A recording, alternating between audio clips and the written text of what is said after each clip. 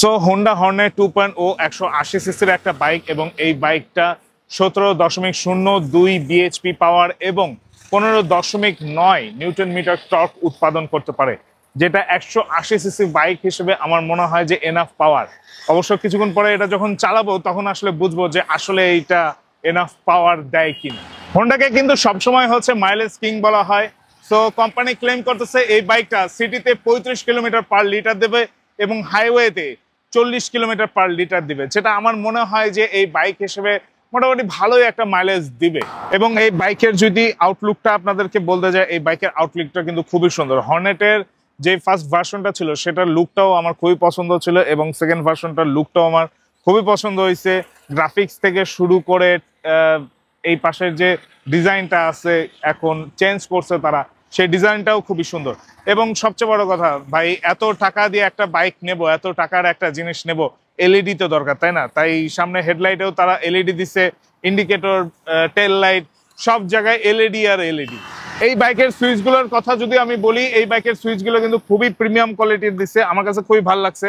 একটু শক্ত শক্ত লাগছে, মানে শক্ত প্লাস্টিক যেটাকে বলে সেই রকম শক্ত প্লাস্টিক লাগছে, বাট আমার কাছে বিল কোয়ালিটি আগের চেয়ে একটু বেটার মনে হয়েছে হোন্ডার, যে বিল কোয়ালিটিটা তারা একটু ইমপ্রুভ করছে। বাট সুইচ কোয়ালিটিটা আরেকটু যদি বেটার হতো আমার মনে হয় যে জিনিসটা আরো বেশি জমে যেত।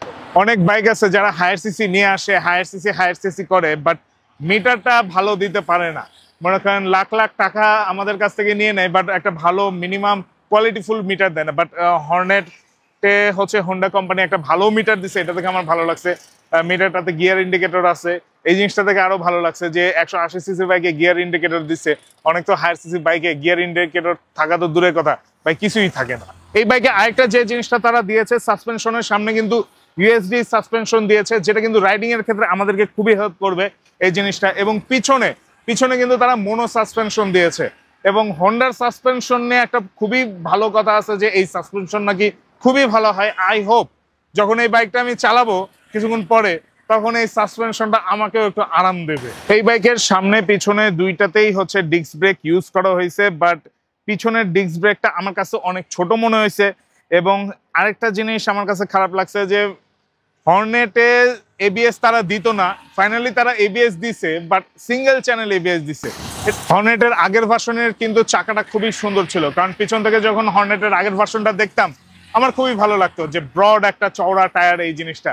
বাট এইটাতেও তারা সেম টায়ার দিছে, বাট আমার একটু চওড়া লাগতেছে না, চাকাটা একটু বোধহয় রাউন্ড শেপ দিয়েছে তারা। এবং পিছনে হচ্ছে এমআরএফ এর 140 এবং সামনে হচ্ছে 110 সেকশনের টায়ার দিছে, যেটা 180 সিসি বাইক হিসেবে আমার মনে হয় যে খুবই পারফেক্ট যাবে। এবং যখন ব্রেকিং করব বা কর্নারিং করব, লং রান করব, এই টায়ারটা আমাকে ভালো একটা রাস্তার গ্রিপ এনে দিতে পারবে। এই বাইকের সিটিং পজিশনটা কিন্তু খুবই আরামদায়ক, কারণ আমার হাইট হচ্ছে 5 ফিট 8 এবং আমি এটাতে বসছি, আমার পা কিন্তু পুরো মাটি পর্যন্ত যাচ্ছে। এবং যদি পাটা আমি তুলি, এটার সিটিং পজিশনটা এবং পায়ের অ্যাঙ্গেলটা খুবই আরামদায়ক আমার কাছে মনে হচ্ছে। এবং সিটিং পজিশনটার কারণে মানে আমি যখন লং রাইড করব, এইটা কিন্তু আমার হচ্ছে কবজিতে বা কাঁধে এই ধরনের ব্যাক পেইন দেবে না, এবং আমার পায়েও একটা পেইন কোনো অনুভব ফিল করতে পারবো না। তো আমার মনে হয় যে এটা সিটিং পজিশনের দিক থেকে আমার কাছে খুবই ভালো লাগতেছে এই বাইকটা। এবং লং রাইড যখন দেবো এই বাইক নিয়ে, আই হোপ সিটিং পজিশনটা আমাকে খুবই স্যাটিসফাইড করবে। তো ঢাকা শহরে যখন জ্যামের মধ্যে আমরা এই বাইকটা দৌড়াদৌড়ি করব বা কাটকুট মারবো, তখন কিন্তু খুব একটা কষ্ট হবে না, কারণ এটার ওজন মাত্র 142 কেজি। মানে এত লাইট ওয়েট একটা বাইক, বাট পাওয়ারফুল একটা বাইক। মানে জিনিসটা লাইট ওয়েট হলেও অনেকে ভাববেন যে ভাই ওজন এত কম, বিল কোয়ালিটি কিরকম হবে, বাট বিল কোয়ালিটি আমার কাছে ভালো লাগতেছে। যে প্লাস্টিকগুলো তারা দিয়েছে, এই প্লাস্টিকগুলো আমার কাছে ভালো লাগতেছে। তো কিছু কিছু প্লাস্টিক একটু দেখতে খারাপ লাগতেছে, এই প্লাস্টিকগুলো যদি তারা উন্নত করতো তাহলে ভালো লাগতো।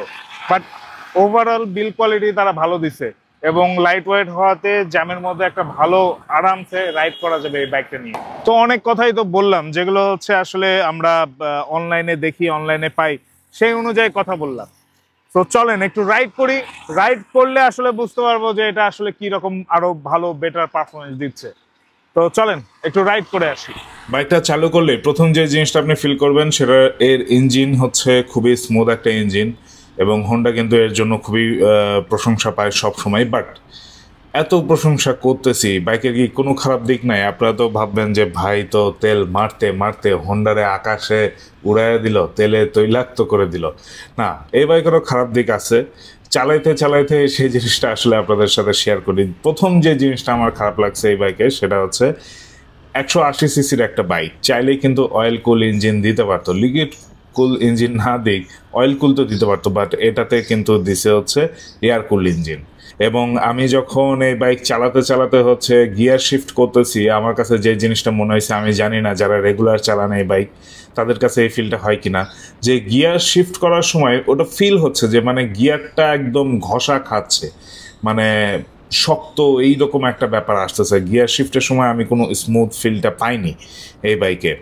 আর এই বাইকের কিন্তু যদি টার্ন বলেন বা ওভারটেকিং এর সময় কতটা পাওয়ার পাবো, আমার কাছে এই জিনিসটা আবার ভালো লাগছে যে ওভারটেকিং যখন করছি, টার্ন যখন করছি, জিনিসটা ভালো লাগছে। ব্রেকিং সিস্টেমটা আমার কাছে ভালো লাগছে।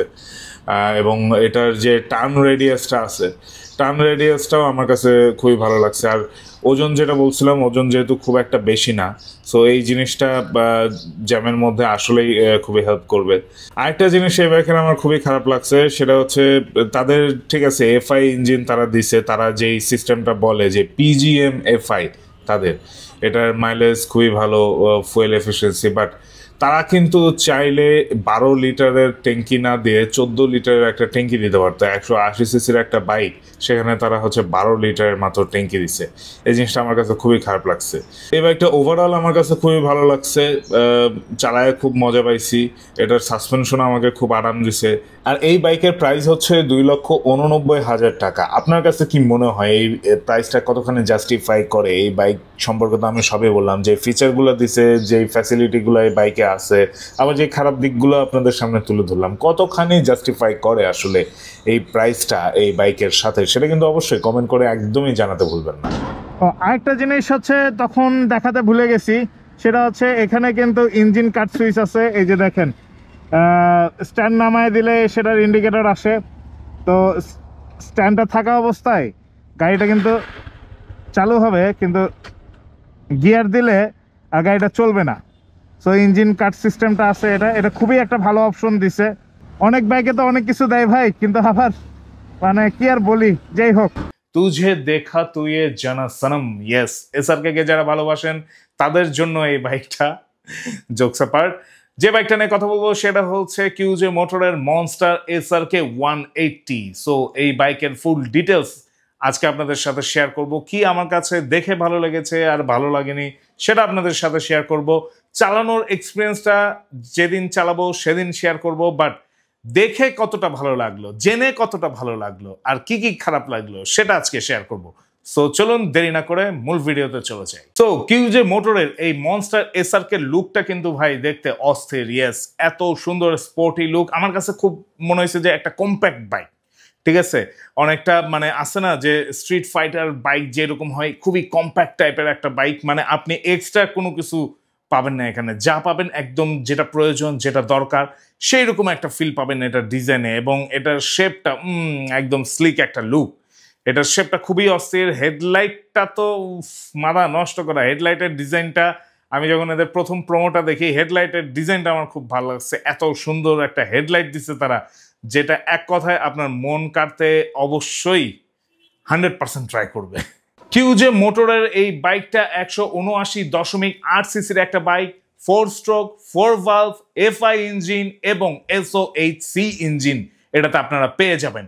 এটা কিন্তু 18.2 বিএইচপি পাওয়ার, 9500 আরপিএম এ উৎপাদন করবে এবং 15.2 নিউটন মিটার টর্ক 6000 আরপিএম এ উৎপাদন করবে, যেটা আমার কাছে কিছুটা পাওয়ারফুল, আবার কিছুটা আমার মনে হলো যে পাওয়ারটা একটু কম এই সেগমেন্টের বাইক হিসেবে। আমার কাছে ব্যক্তিগতভাবে মনে হয়েছে আমি আর একটু বেশি এক্সপেক্ট করছিলাম টর্কটা।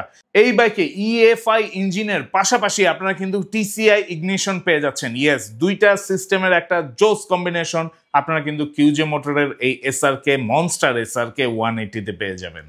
এই বাইকটাকে পাওয়ারফুল বাইক বলার আরেকটা কারণ হচ্ছে এই বাইকে কিন্তু 6 স্পিড গিয়ার বক্স পাচ্ছেন, যেটা কিন্তু হাইওয়েতে, আর বিশেষ করে রিসেন্টলি হচ্ছে ডিম পাহাড়টা ঘুরে আসলাম। তো ডিম পাহাড় ঘোরার পরে আমার এই বাইকটা নিয়ে ভিডিও করার এই জন্যই হচ্ছে বেশি ইচ্ছা জাগছে। না হলে অনেকদিন আগে ভিডিওটা করতে পারতাম, বাট আমার মনে হয়েছে যে এই ধরনের আপহিল রোডে এই বাইকটা খুব জোস পারফর্ম করবে। আর 6 স্পিড গিয়ার বক্স থাকাতে আপনি আরো বেশি কনফিডেন্স পাবেন হাইওয়েতে। আর কি বলবো, হিল রাইডে, আপহিল রাইডে যদি যান তাহলে আমি বলবো যে এই ইনিশিয়াল যে টর্কটা আছে মাত্র 6000 আরপিএম এই 15 টর্ক উৎপাদন করবে, এটা আপনাকে অনেক বেশি হেল্প করবে। এই বাইকের সামনে আপনারা পেয়ে যাচ্ছেন 100/80 17 সেকশনের একটা টায়ার, এবং পিছনে আপনারা পেয়ে যাবেন 140/70 17 সেকশনের একটা টায়ার। বাট আমার কাছে যেটা মনে হয়েছে যে পিছনে 140 দিছে, সামনে যদি 110 দিত, পিছনে এত মোটা চাকা, সামনে এত চিকন চাকা, হয়তো বা মাইলেজের জন্য তারা দিয়েছে। বাট আমার মনে হয় যে যদি সামনে 110 বা 120 হতো আর পিছনে 140, খেলাটা কিন্তু আমার কাছে মনে হতো যে আরো জমে যেত।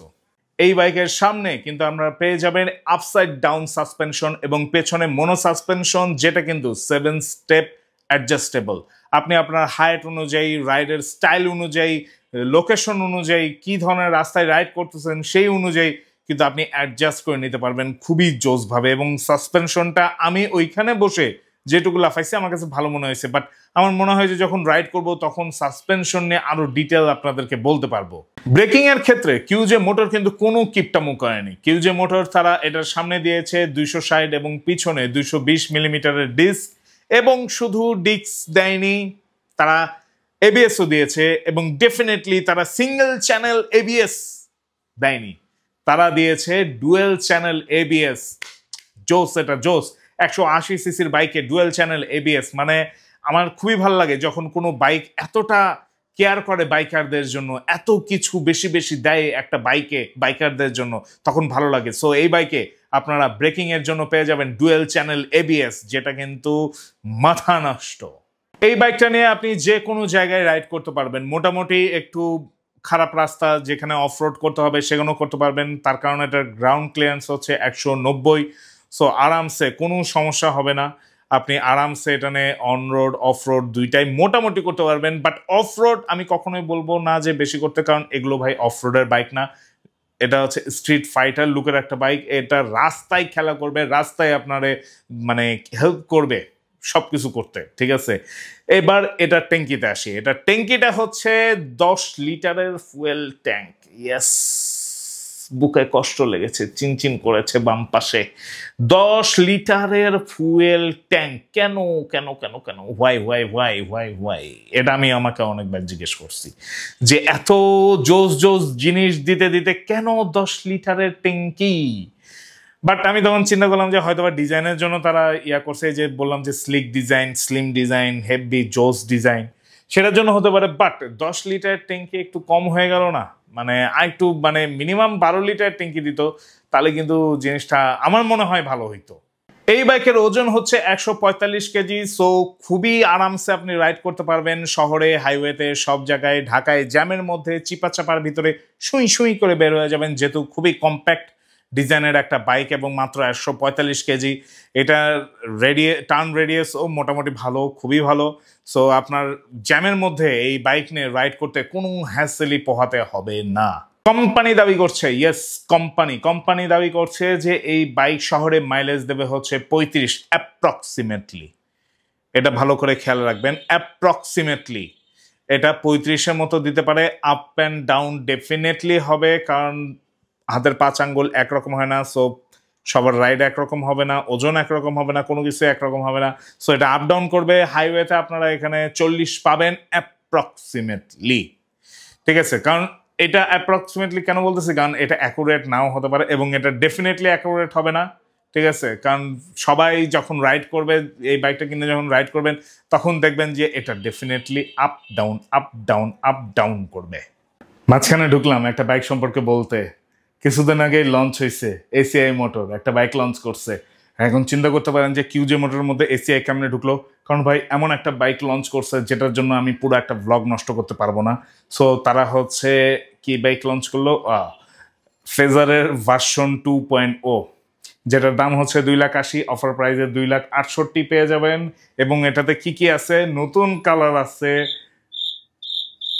নতুন হেডলাইট আছে। এই চলেন কিউজে মোটরটা শুনি আবার।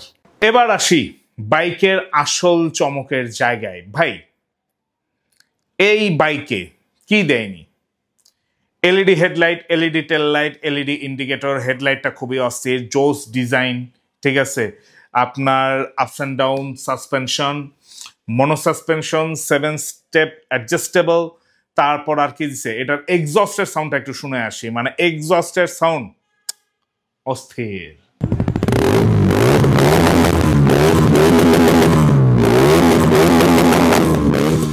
এইরকম জোস একটা এক্সস্টের সাউন্ড দিছে।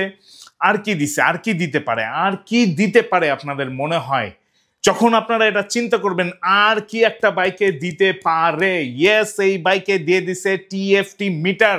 টিএফটি মিটার দিছে, এবং যেই মিটারটা আপনি দেখলে আপনি বলবেন wow wow wow wow wow, মানে আছে না যে দেখলে এক ঝলকে দ্য ফিনিশিং।